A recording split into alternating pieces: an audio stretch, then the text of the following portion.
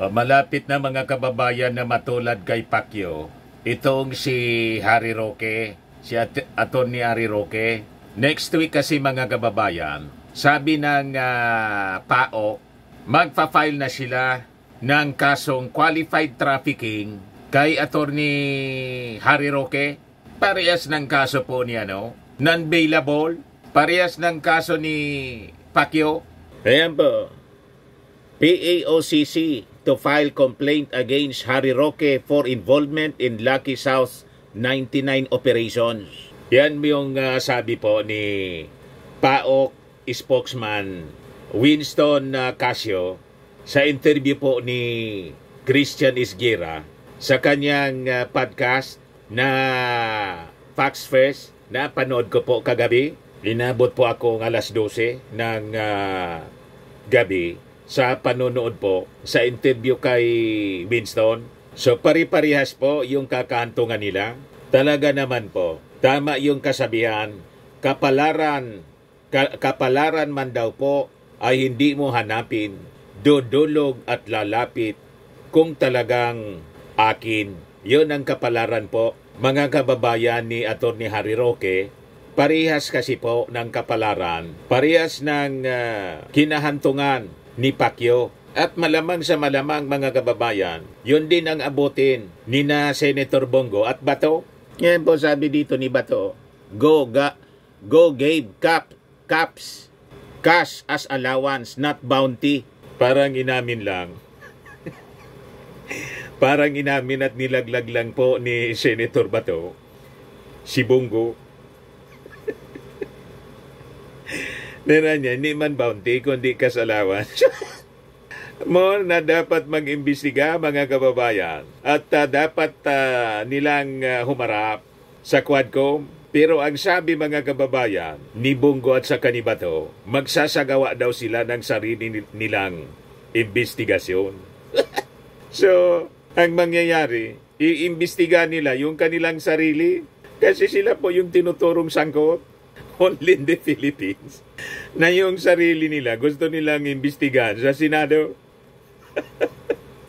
But before ko mga kababayan ibigay sa inyo yung mga kwentong yan, click subscribe muna dito sa ating YouTube channel and hit the notification bell para lagi po kayong updated sa mga kaganapan dito sa ating bansa. Like and share na rin po ninyo ng ating video at huwag na rin po ninyo na skip yung ating mga commercial ads para tuloy-tuloy lang ang pag-unlad ng Bagong Pilipinas. At itong ating programa mga kababayan, atid sa inyo nitong ating mga sponsors. Firmax Firming and Lifting Cream. Pinapay po sa mga pulses in affected area. Mainam po ito sa mga pains at paninigas ng mga kaso-kasuan. Ito sa mukha naman yung application, anti-aging, Automax po siya. Ito ay Glow Zero mga kababayan. Whitening po siya. Made in South Korea. Ito naman po, Ningxia Red Mix Fruit Drink. Gawa po siya sa goji berry. May anti-cancer properties po siya. At sa mga nagana po ng malinis and spacious fitness gym, pumunta lang po kayo sa aming Colossal Fitness Gym. May Grab car rental din po kami. At bills payment po sa aming office. At saka sa mga mahilig po sa mga imported bags, manood po kayo sa live selling ni Madam Aileen Rosales sa kanyang Aileen Closet po. Pati mga shoes, ito yung kanya po. Ito yung kanyang page. Kita ninyo, napakagandang mga online selling po siya. Si Madam Aileen Rosales. Cellphone number niya po, 773-798-7816. Ngayon, balik po tayo dito sa ating topic. Ito yung sabi rito sa report ng Impact Leadership. PAOK to file supplemental complaint against Harry Roque dahil po sa kanyang involvement in Lucky South 99 operations. Yung mga palusot po ni Attorney Harry Roque na nag-aabogado man lang daw siya po, hindi umobra kay Winston. Hindi umobra po kay sa PAOK. O ngayon, yan ang dahilan po kung bakit nagtatago na po itong si Attorney Harry Roque, pati ko yung kanyang asawa. si Myla. Ngayon, sabi po ni Winston Casio ng PAOK, nabuo nila yung kaso na kanilang ipa-file next week against sa Atty. Harry Roque. Kasi nakakuha sila ng lead doon mismo mga kababayan sa mga testimonies sa Quadcom hearing. Laking tulungan niya ng Quadcom investigation sa paghanap namin ng mga lead. You see? Kaya mabuhay kayo dyan sa Quadcom. Yung mga pinagdadaldal po ni Atty. Harry Roque, doon mismo sila nakakuha ng lead. Dami ko sa inyo. Pag ang tao madaldal, yun po yung inaabot. Nasubran kasi sa daldal. Hindi na natuto si Atty. Harry Roque. Kaya daldal pa more. You see, dumaldal kayo ng dumaldal. Kaya si Digong po, biglang tumahimik. You see, pero paano niyan? Tumahimik nga siya po, pero bumuelo na ng investigasyon yung ating Quadcom. Actually po, kung susubaybayan natin ang kwento, itong Quadcom po, na-trigger lang po ito ng mga pagdadaldal nila. Di ba? Inaway-away kasi yung administrasyon. Inakusahan ng kung ano-ano. Pati yung Kongreso. Binakbakan ng mga Duterte. Ayaw tantana ng mga taga-nausog. Kinalkal. O, di ba? Yun ang nakatrigay po sa reading ko man lang po. And I think yung ating analysis, yung reading ko po, yung basa ko po, malapit sa katotohanan. Kahit itong si Atty. Harry Roque, bakit ito nasangkot, ipinatawag sa kadadaldal niya? You see, kinalkal yung pogo. Kaya mahirap po na dumaldal ka ng dumaldal, na akala ninyo, nasa poder pa kayo, masyado kasing nagmamagaling at assuming. At sabi ko nga po, mga kababayan, minaliit ninyo yung administrasyon ng ating Pangulong Bongbong Marcos. O ngayon, ano yung inabot ninyo? O ito na, ang qualified trafficking, mga kababayan, non-bailable, tulad ng kaso ni Pacquiao. Si Paco, yun din yung inabot niya sa kakadaldal. Kinalkal, nasa kulungan na siya ngayon. Ito po, Presidential Anti-Organized Crime Commission, PAOK, will file a supplemental complaint against former presidential spokesperson and now fugitive Harry Roque in relation to the qualified trafficking in persons case tied to Lucky South 99 operations. Grabe na yung pinagbago po sa itsura ni Atty. Harry Roque. Nasira yung buhay. Hindi kayo kayo nakinig. Di ba sabi ni Digong, huwag mong subukan. Masisira ang buhay ninyo. Referring to drugs. Pwede din ito. Applicable din po sa issue ng pugo. Huwag niyong subukan. Yung ating administrasyon. Sinubukan ninyo. Di nasira yung buhay ninyo. Yan o. Pag hindi siya lumabas, mga kababayan, lifetime na siya na magtatago. Pati yung kanyang asawa. Di ba? Malamang sa malamang, yung mga savings nila po, maubos, madrain. Kasi hindi na sila makapaghanap buhay ng maayos. Si Atty.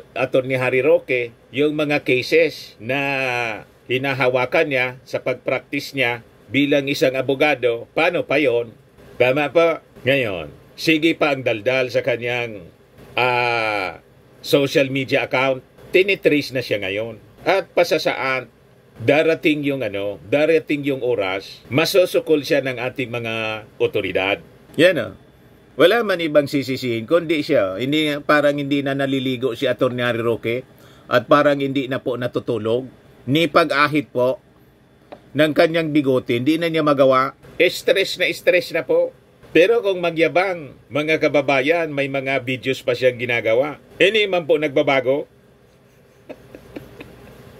You see?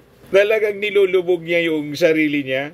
Sabi dito, speaking on Christian Esguerra's YouTube program, Facts First, sinabi po ni PAOK spokesperson Winston Casio na yung kaso ipafile daw sa Tuesday. Next week, the charges stem from Roque's alleged involvement in the scamming in Pogo activities ng Lucky South 99 sa Porac, Pampanga. Casio clarified that Roque would not be charged for lawyering but based on 2 affidavits proving his participation in the illicit operations. Yan nga pong pag-iimbestiga nila, sabi ni Casio, kay Cassandra Ong, yung na-found out daw nila mga kababayan, very, very disturbing. Kaabang-abang po, sabi ni Casio. So ano yung sinasabi ni Casio na very disturbing? Pag pinanood mo po sa pagsasalita, pagsasagot-sagot ni Cassandra Ong sa investigation, pati yung mukha niya napakaamo po. Pero wag ka. Matindi pala itong si Cassandra Ong. Very disturbing anya yung aming na-discover. Casio emphasized that the witnesses daw are very credible po. Credible and high-profile individuals with first-hand knowledge of Roque's transactions related to the scam farm raid. He also expressed gratitude to the House Quad Committee for providing leads during its hearings. Yung lead po, nakuha nila sa Quadcom hearing, you see, galing doon sa mga testimonies ng mga witnesses at malamang mismong galing sa bibig ni nasilo na binwit sa bibig si Atty. Harry Roque na nagbigay ng lead sa mga authorities po natin, lalo na po sa PAOK. Ayon, matutulad po kay Pacquiao. Itong si Atty. Harry Roque kasi non-bailable po ang kasong qualified trafficking.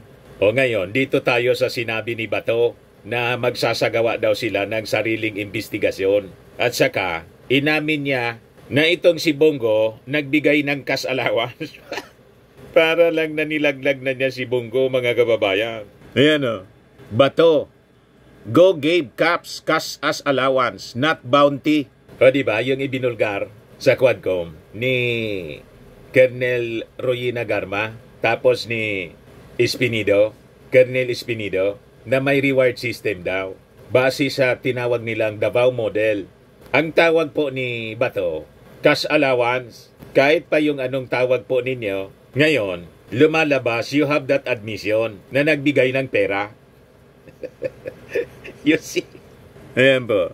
Nagbigay daw po ng cash allowance to police officers but it was never intended as a bounty for slain drug suspects, sabi po ni Senator Bato de la Rosa. Go really gave out money because he was instructed by Duterte even when we were still in Davao. Sabi po niya sa mga reporter sa isang phone interview, partly confirming a claim made by retired Police Colonel Royina Garma during a House inquiry. Lumalabas na po yung totoo at naglalaglaga na po. Ituloy mo lang po, Bato, Senator Bato, yung plano ninyong Senate investigation. Malamang sa malamang, doon kayo masisilo sa sarili ninyong gagawing investigasyon. So sabi dito sa balita, but De La Rosa maintained that the distribution of allowances was not part of a so-called reward system to encourage police officers to kill drug personalities, as Garma also said in her testimony before the House Quad Committee on October 10. Kaya nga po, ang gagawin ngayon ng Congress, ng Quadcom, susundan nila yung money trail. Gusto nila na silipin yung paggamit ng intel funds ni Digong. Whenever we had a command conference, the police station commanders were given a small amount for allowance in operational expenses. Money was given every conference, sabi ng senador. Sabi ni Bato. O ngayon, yung sinasabi ninyong small amount, magkano yon? 20,000? 50,000? 1 million? Kung 20,000, 50,000, 100,000, 1 million, yun na yun ang sinasabi. Parang kinonfirm mo lang. Yung sinasabi po kasing small amount, depende yun sa nagsasabi kung ano ang tingin niya sa halaga ng pera. May mga tao na ang 1 million po, small amount lang. Di ba? Yung intelligence fund po, million yon. Ang 1 million po, talagang small amount. Isa Davao po, billion yung confidential fund. Di ba ganon? Kaya importante talaga po na busisiin yung paggamit ng intel funds ni Digong. Yun ngayon yung gustong mangyari ng ating mga congressmen.